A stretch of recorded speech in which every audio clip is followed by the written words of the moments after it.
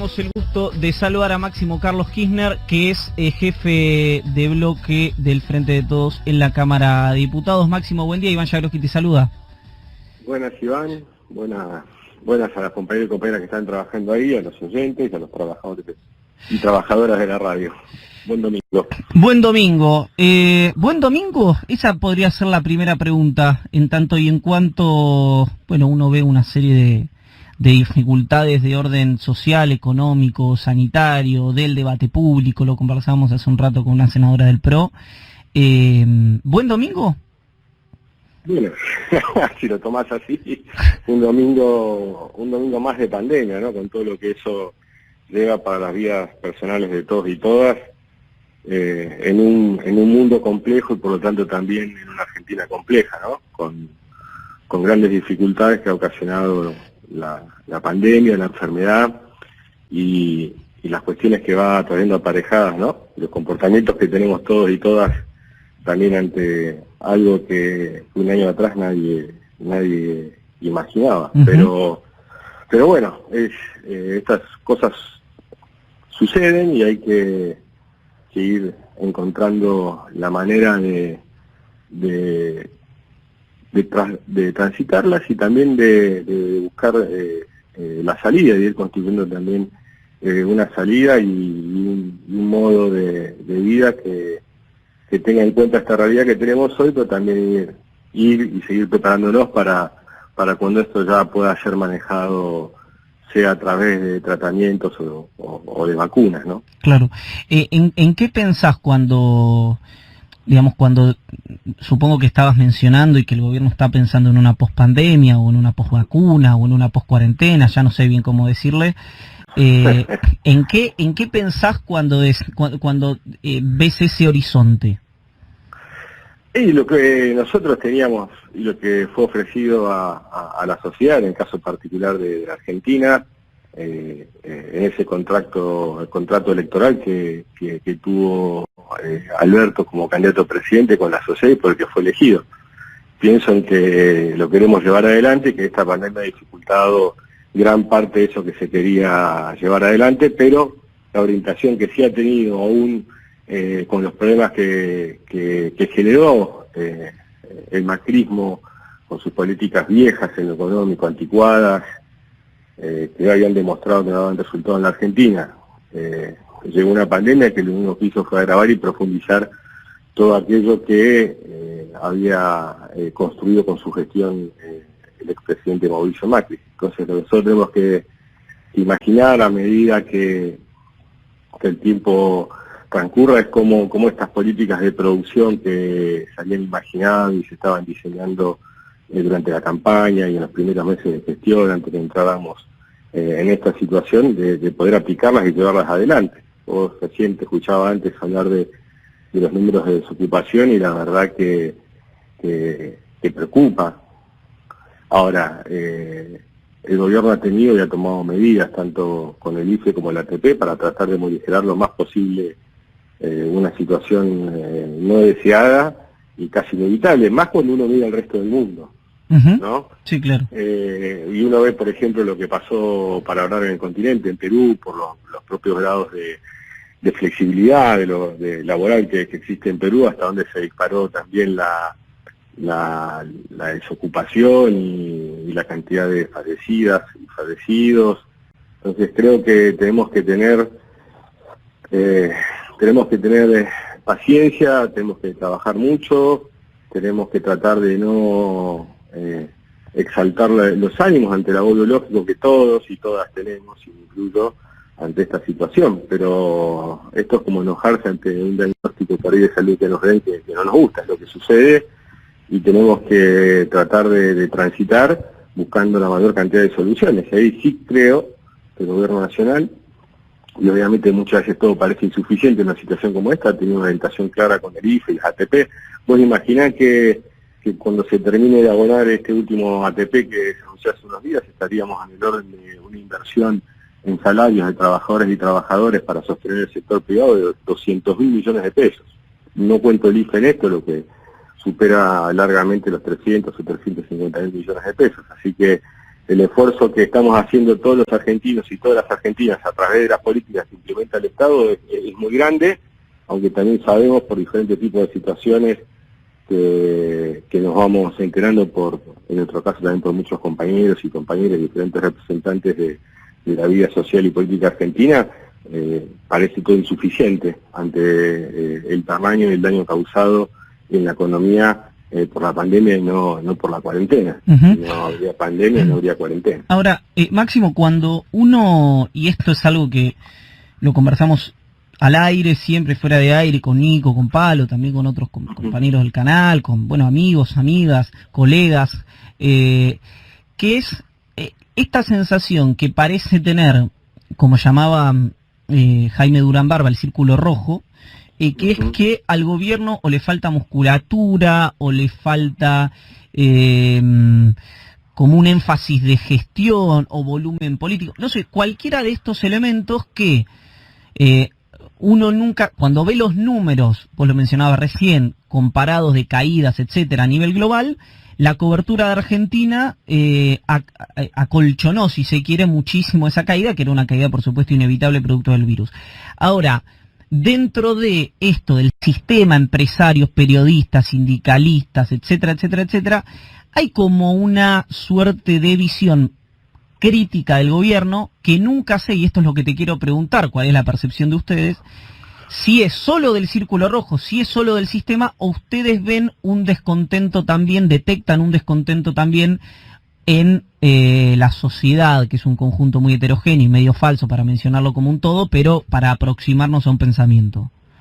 A ver, para entendernos, quizás estos sectores que buscan generar opinión y que muchas veces la generan e influir, la verdad que el nivel de condescendencia que tuvieron con el gobierno de Mauricio Macri, sin que estuviera su gestión, por ejemplo, cruzada por ninguna pandemia, yo creo que la falta de volumen político y de volumen de gestión sucedió entre el 16 y el 19. Uno se pregunta cuál era el volumen político de Duhovne, de Pratgate o del Messi de las finanzas, Toto Caputo, y cuál fue la gestión que llevaron adelante también, ¿no? Entonces me parece que también en algunos sectores de poder en la Argentina también hay un malestar por el resultado electoral. Y creo que eso nos lleva también a este tipo de análisis por demás forzado.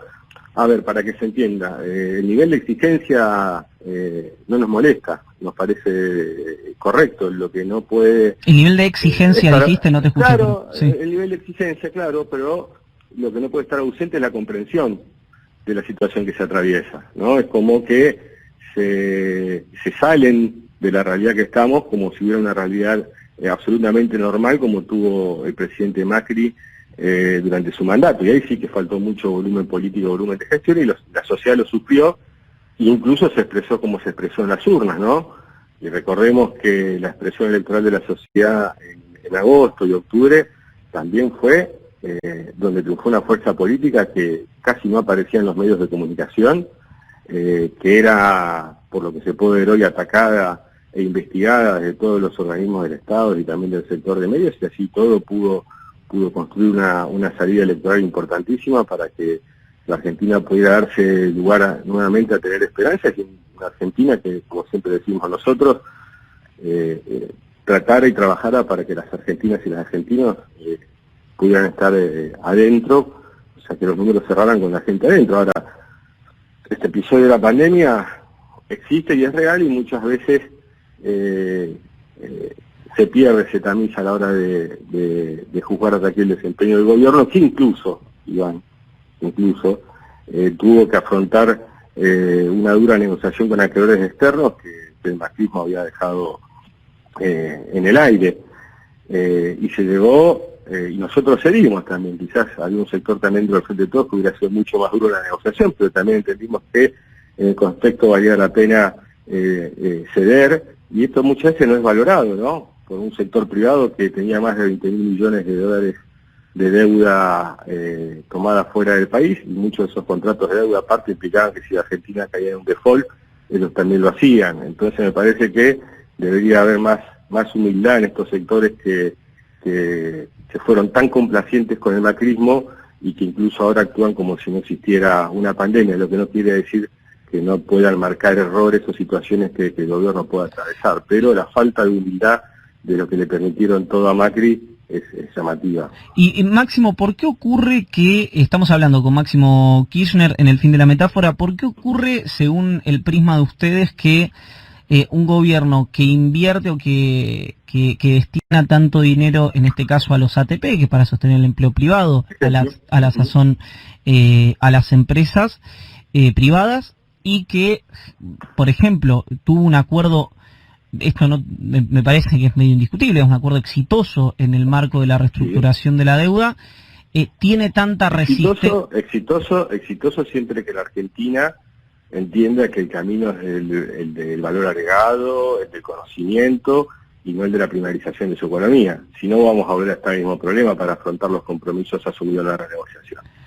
Bueno, en ese marco, ¿por qué hay, no sé si es extendido, porque yo siempre que veo hay resistencia al sector privado, tengo decenas de empresarios pyme que me escriben y me dicen, no, habrá resistencia de las grandes empresas, nosotros apoyamos al gobierno, pero bueno, lo marco como los hacedores de opinión. ¿Por qué hay tanta resistencia de esos sectores, con los que algunos incluso entiendo que vos conversás? No sé cuál es el feedback, cuál es la devolución que tenés en este tipo de conversaciones, de mensajes. Yo creo que hay mucho, yo lo contaba hace unos días y no sé si lo hice también en alguna de las notas, de las pocas que uno suele dar, que a mí me pasó una noche o dos, me miré 2 o 3 noches en la CNN y la Convención Republicana. No, yo sé que no es el mejor programa para nadie hacerlo, pero a mí me gusta también ir viendo qué pasa. Entonces cuando uno ve que... Es mejor que ver a Racing, ¿no?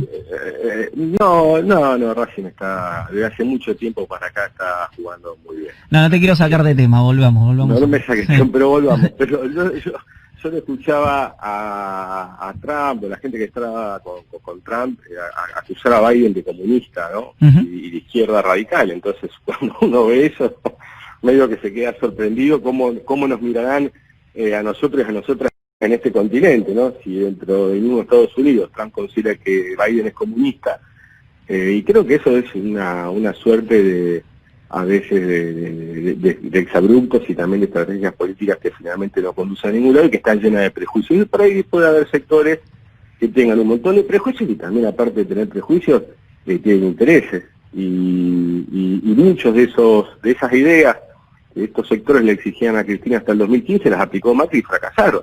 Yo creo que les cuesta reconocer que fracasaron para el conjunto de la sociedad. Por ahí, para acá estos actores importantes hubo grandes ganancias durante el máximo, para algunos, no para todos, para algunos. Entonces creo que hay una cuestión también de ya de estar a veces una suerte de capricho sin explicación, porque hay que sentarse a la mesa y discutir. O sea, la Argentina, si no, es muy compleja su salida. Lo que hay que hacer es sentarse a la mesa y comprobar también que las ideas que se proponen o se propusieron, como te decía recién, las exigencias que tuvo el gobierno de la expresidenta hasta el 2015, muchas de esas ideas que se le proponían a la presidenta, Macri las llevó adelante y los resultados están a la vista. Entonces creo que hace falta más humildad y entender también que la Argentina necesita de todos y todas, de su sector público y de su sector privado. A ver, la mayoría de la sociedad ya reconoce la existencia de los mercados y este tipo de actores. Lo que hace falta es que este tipo de actores económicos, los mercados, reconozcan la existencia de la gente. La Argentina tiene 46 millones de personas.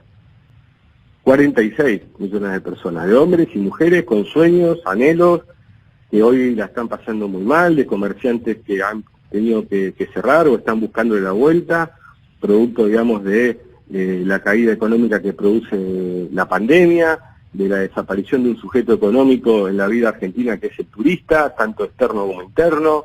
Entonces hay que ver bien cómo nos organizamos y abandonar un poco los lugares comunes y los prejuicios para poder encontrar por lo menos una aproximación a una síntesis superadora, ¿no? Que nos aleje de las propuestas a veces extravagantes y aparte que ya fracasaron ayer nomás. No estoy hablando de un fracaso histórico, que aparte hay una línea histórica de fracaso respecto a esas ideas en Argentina, pero particularmente en los últimos 3 años. Si recordamos, el expresidente Macri justificó el endeudamiento externo argentino porque la lira turca se había movido un poco en alguna parte del mundo, y hoy parece olvidarse de ese tipo de situaciones cuando atravesamos una pandemia. Yo, por darte un ejemplo, y perdón si soy extenso, ¿no? Sino que ahora quiero hacerte una consulta respecto a la oposición, sí. Te escucho.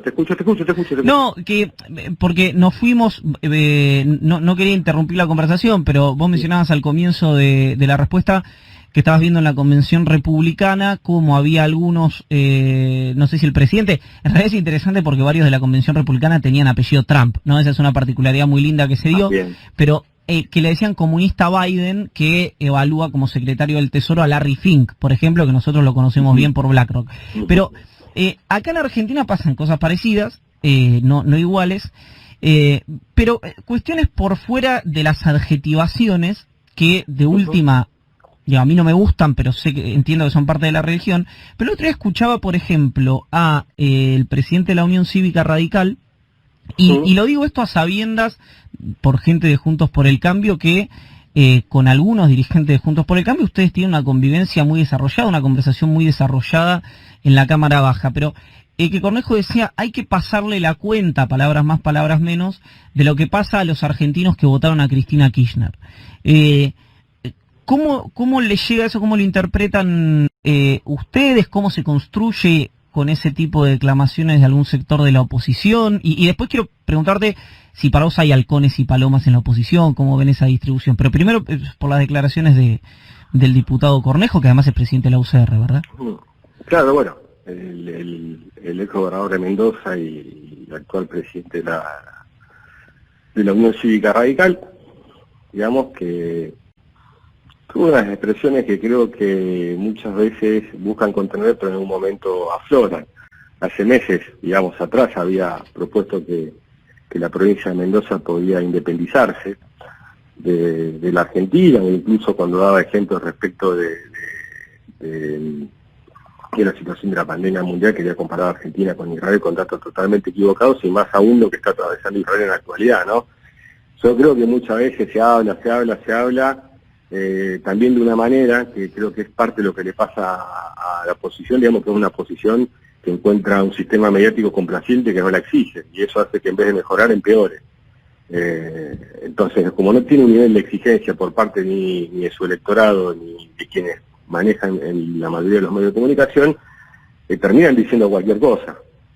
No tiene más mínimo reparo. Esto creo que la idea, ¿no?, de querer castigar a la gente por lo que elige,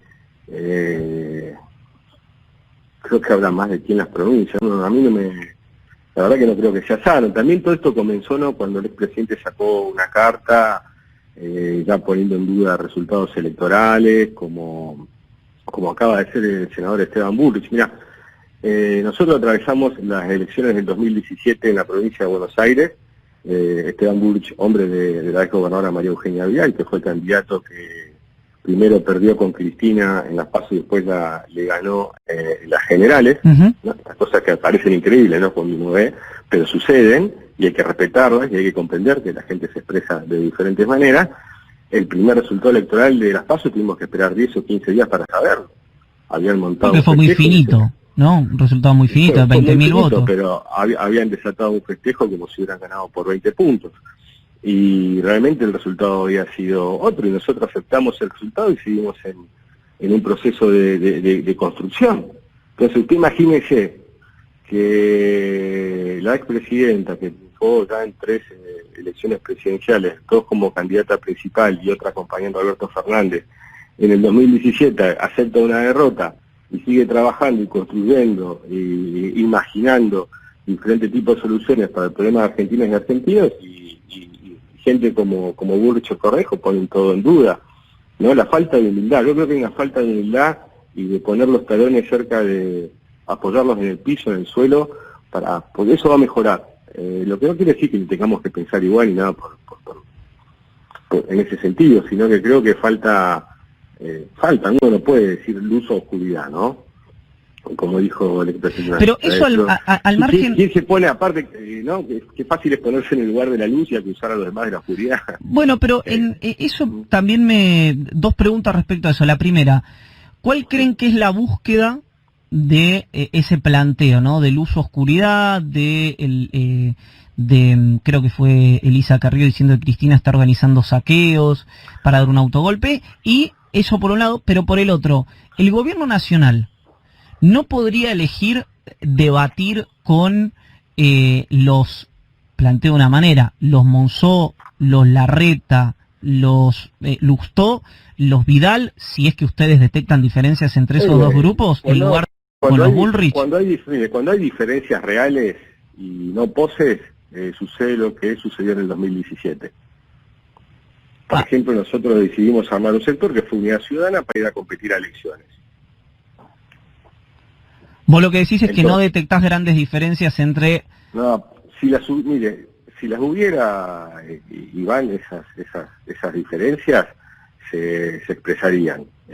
Ellos creo que se manejan de una manera donde creen que pueden llevar a la sociedad a que interprete esto de este modo. Hasta aquí, digamos, obviamente el debate siempre es interesante. A mí yo incluso le he alcanzado en su momento un proyecto al diputado Ritondo como fue el de Plasma, después también sobre la cuestión presupuestaria de la provincia de Buenos Aires. Yo no hago política ni construido, digamos, desde el resentimiento de ese tipo de situaciones.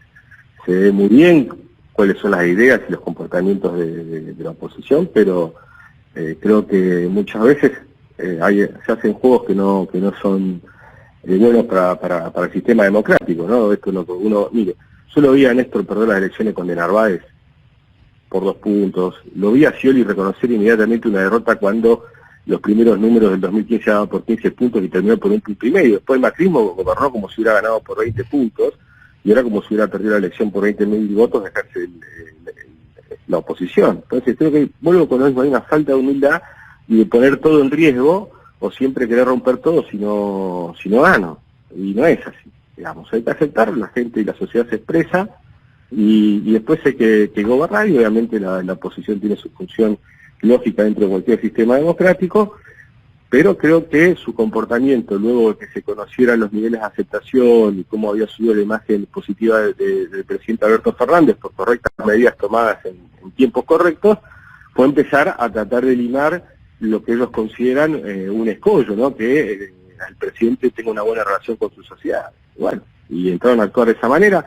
O sea, tenemos las declaraciones del presidente de la UCR o también del presidente del partido de Rodríguez Larreta. A ver, la presidenta del partido de Rodríguez Larreta es Patricia Bullrich, y todos saben las declaraciones que ha hecho y hace meses, respecto a la figura del presidente y diferentes integrantes del Frente de Todos. Entonces creo que si los presidentes de los 2 espacios políticos más importantes, y el tercero obviamente que es la coalición cívica que integran el macrismo, digamos, tienen ese tipo de expresiones. Después obviamente quizás por los asesoramientos en comunicación que reciben, de plantear discursos como no queremos ayudar, pero después uno no ve que eso se exprese, es un problema.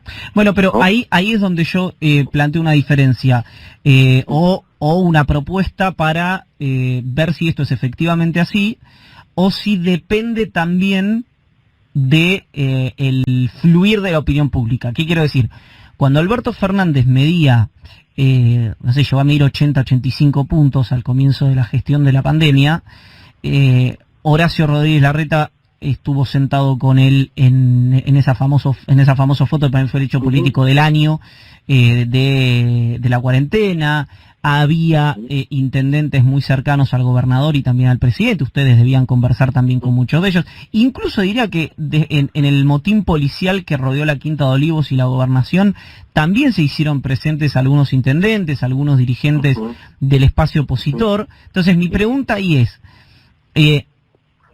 que existe ese grupo, pero no se puede imponer porque en Argentina, y es un fenómeno global, ahora en instante vamos a hablar con Íñigo Errejón, también es algo que está pasando en España, el que más grita o el que dice las cuestiones más bizarras es el que se impone, pero ese grupo efectivamente existe, o por lo que vos decís, interpreto, y te pido que me aclares si estoy interpretando mal, es por la galería y finalmente el proyecto de país o el objetivo último es uno.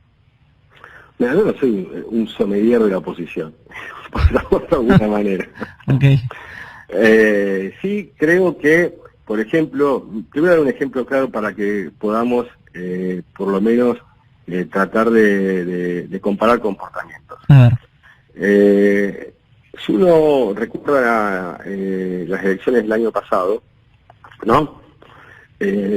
Mauricio Macri organiza una conferencia de prensa, una conferencia donde anuncia el viernes antes del domingo electoral que ganaba o perdía por 1 o 2 puntos, ¿no? Y esto lleva a una suba de acciones en el mercado y diferentes situaciones. ¿Qué sucede luego de eso? Pierde, y pierde de manera aplastante. Uno puede perder y ganar una elección por 5 o 6 puntos, capaz que son resultados globales generalmente que son elecciones, pero pierde por muchísimo. Y en particular en la provincia de Buenos Aires, de lo que no se había escuchado nunca una crítica a ningún medio de comunicación sobre la gestión de Vidal. Si uno leyera solamente los medios, nunca comprendería el resultado electoral de la provincia de Buenos Aires. Entonces lo que termina... ¿Por qué? A ver, ¿por qué eso? Es porque nadie puede negar que la exgobernadora fue muy, pero muy bien tratada por cuanto medio de comunicación estuviera dando vuelta en Argentina. O sea, vos lo que decís, porque esto vuelve al comienzo del reportaje, que sí. Si uno se guiara o se hubiera guiado por el tratamiento de los medios de comunicación a la gestión de María Eugenia Vidal, tendría que haber arrasado, o por lo menos tendría que haber ganado. Además, con una figura muy maltratada, es cierto que tenía enfrente, históricamente fue Kicillof, y esto no sé si ibas ahí o no, pero te lo pregunto. ¿Crees que puede estar pasando algo similar ahora? No, yo lo que quiero expresar ahí, y después te respondo la pregunta que hiciste, es que Macri, cuando pierde el lunes, da una conferencia de prensa desastrosa, que hunde a la Argentina en un maremoto económico. Vos imaginate que las reservas argentinas al 9 de agosto del 2019 eran 66.000 millones de dólares, habían llegado a ser 77.000 en el último préstamo que le había dado el Fondo Monetario al expresidente, y el 26 de octubre eran de 43.000. O sea, en el proceso electoral argentino, después de las mentiras de Macri ese viernes 9 de agosto, después del enojo de alguien que nunca está acostumbrado a perder, sino que se acostumbró y tiene el rostro de los que ganan siempre, pierde y hunde a la Argentina en una sangría económica que le impacta en 23.000 millones de dólares a las reservas argentinas. ¿Y qué hace el Frente de Todos? Mientras Macri aparte se decide hacer campaña por todo el país de manera irresponsable en vez de ponerse a gobernar. Levanta la velocidad que traía, sacrifica puntos de ventaja electoral en pos de que la Argentina no termine de hundirse. La generosidad del actual presidente para con el ex fue total. Macri lo llamaba y Alberto lo atendía, incluso Alberto en su momento expresó cuál era el valor del dólar que debía tener en ese momento la Argentina para llevar tranquilidad. Lo que hicimos fue sostener el gobierno de Macri hasta el final, y el comportamiento de Macri hoy por hoy es otro, y las declaraciones de no creer en el resultado electoral hablan del mal comportamiento y de lo artero del comportamiento que está teniendo Mauricio Macri y quienes aún creen en su liderazgo y comparten el espacio político. Es artero. La verdad es que el presidente Alberto Fernández tuvo una generosidad inmensa para con los argentinos y argentinas principalmente, pero también para con Macri para que pudiera completar su mandato. Y lo que están haciendo hoy, más allá de que no posean la fuerza suficiente para poder llevar adelante sus ideas, es constantemente tratar de limar el sistema democrático y lo que ha elegido la gente. Las expresiones del gobernador de Mendoza fueron claras, casi de querer castigar a la gente, y hay más declaraciones, uno podría... Entonces creo que hay que bajar un poco los humos, comprender que la gente elige, de eso se trata, que las elecciones se pueden ganar y se pueden perder, que es como el básquet, no hay empate. Entonces creo que pasa por ese sentido. Ahora, si vos me decís si está pasando lo mismo en una disociación de lo que se dice en los medios y de lo que vive la gente, y sí, en muchos lugares puede pasar, incluso creo que no porque no haya situaciones malas que esté viviendo nuestra sociedad.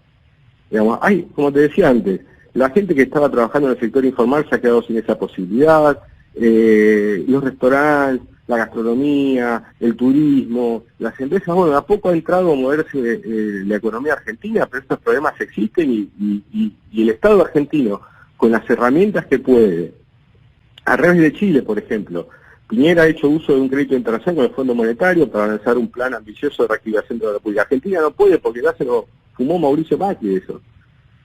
No lo puede hacer.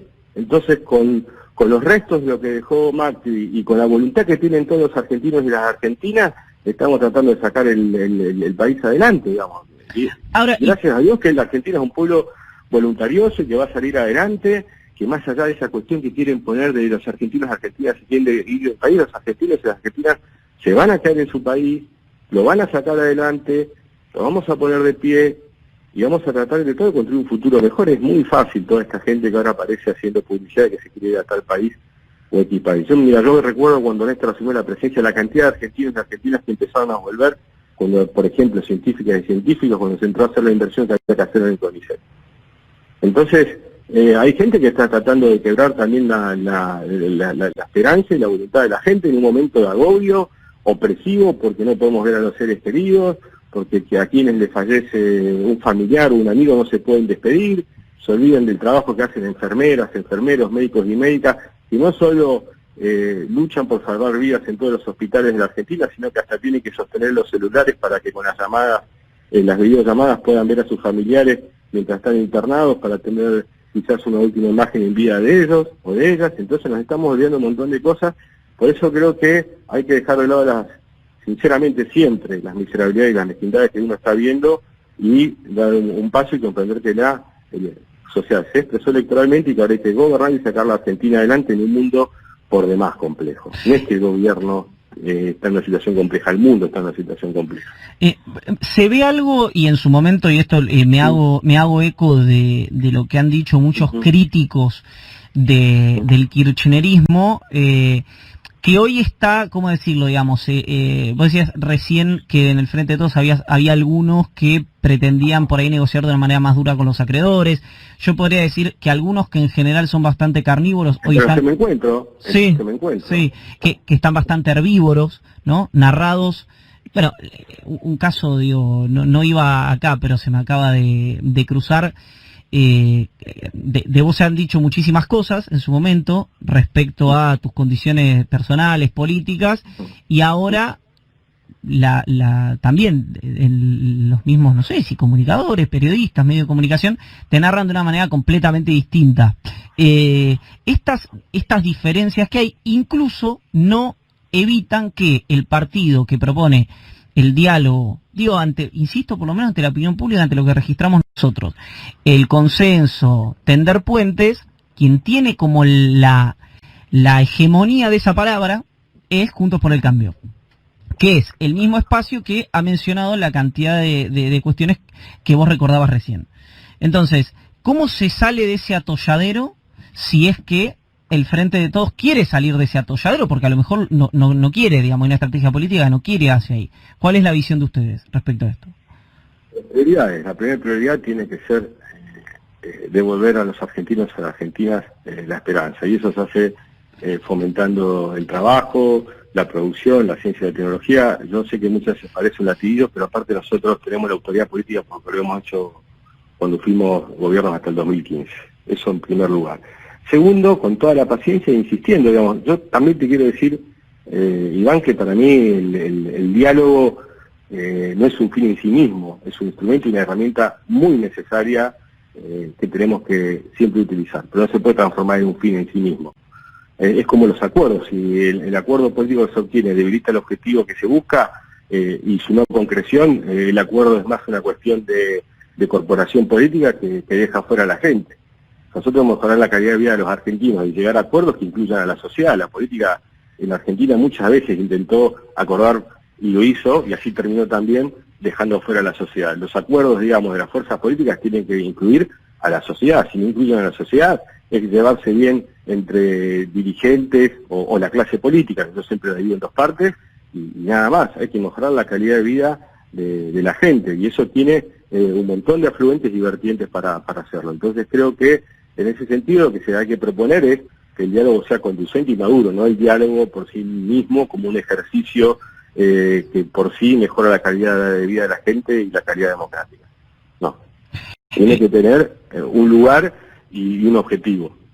Y ese objetivo, y ya quiero ir cerrando porque hace 40 y pico minutos de nota, pero ese objetivo, iba a decir algo que yo sé que, y leía algo que dijo Ariel Sujarchuk el otro día, yo coincidía con una interpretación de Jorge Fontevecchia en el reportaje que le hizo a Ariel Sujarchuk, que dijo Máximo no habla.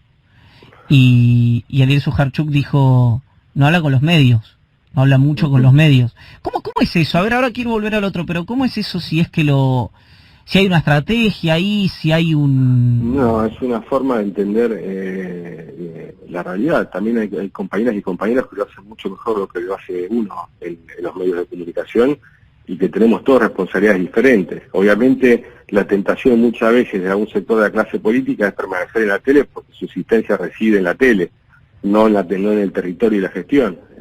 Y esto puede hacer ruido también, ¿no? Muchas veces. Pero ahora, por ejemplo, que se puso muy de moda un documental que subió una cadena de streaming de películas, el tema de las redes sociales, el comportamiento. O sea, creo que hay un nivel de violencia que proporciona, digamos, la existencia de trolls y todo este tipo de situaciones que enturbian más aún lo que siempre costó mucho, que es sacar a la Argentina adelante. Mira, la provincia de Buenos Aires, por ejemplo, para darte un ejemplo, en estos días empezó a ver y a seguir qué cantidad de fallecidos tenía y fallecidas. Sí. Y la acusan ahora de querer ocultar, y es medio extraño todo, ¿no? Siendo que el gobernador de la provincia de Buenos Aires, su equipo de salud, de gobierno, intendentas e intendentes, fueron los que más insistieron con que las aperturas deberían ser mucho más lentas de lo que sugería la ciudad de Buenos Aires. Y obviamente se pusieron a ver y a buscar realmente qué cantidad de fallecidos y fallecidas podían tener. ¿Y por qué se hace esto? Porque en el resto del mundo pasó en la ciudad de Nueva York, incluso la ABC de España tituló hace unas semanas atrás que los muertos en España superaban los 50.000, en realidad que no eran los 30.000 que se tenían contabilizados hasta el momento. Y aparte sucede algo extraño, para que alguien que quiera ocultar la cantidad de fallecidos es alguien que está muy interesado en la apertura, ¿no? Quien está interesado en que la gente se contagie lo menos posible.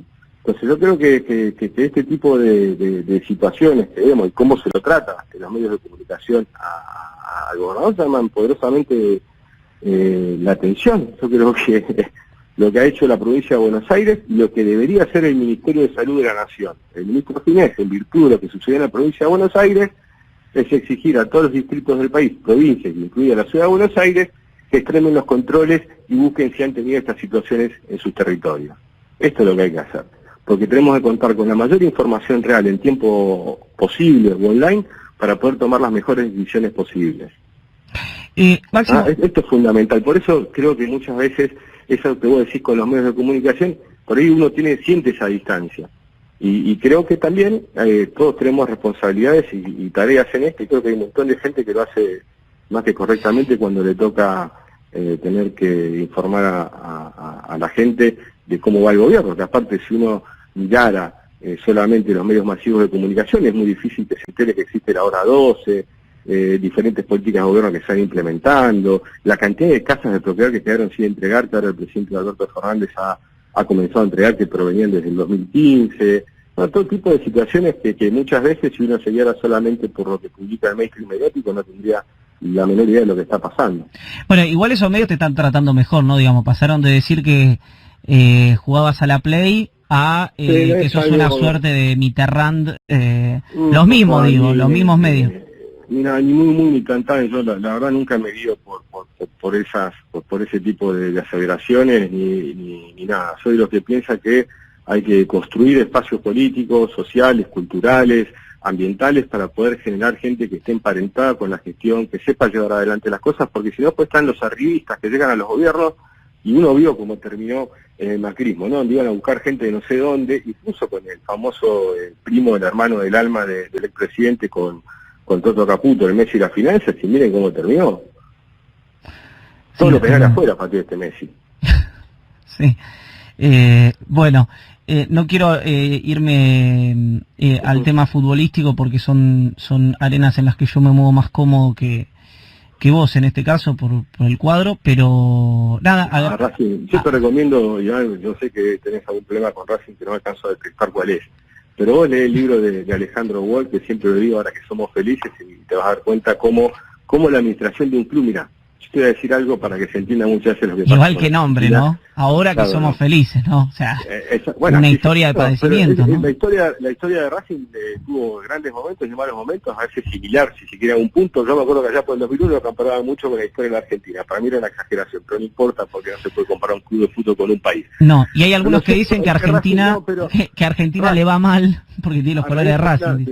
Cuando Racing pudo empezar a solucionar sus urgencias externas, sus deudas, y pudo ser administrado de mejor manera con el actual presidente, sí. Pues imagínate que Lautaro Martínez, el que hoy el goleador, tiene mucho éxito en el Inter de Milán, y creo que hizo un gol, tuvo una oferta, cuando ni siquiera creo que tenía un partido, donde uno había debutado en primera, Racing por 8 millones o 9 millones de dólares del exterior, no sé si era entrar al Madrid, ante el sub-20. Y Racing decidió no venderlo. ¿Y por qué pudo no venderlo?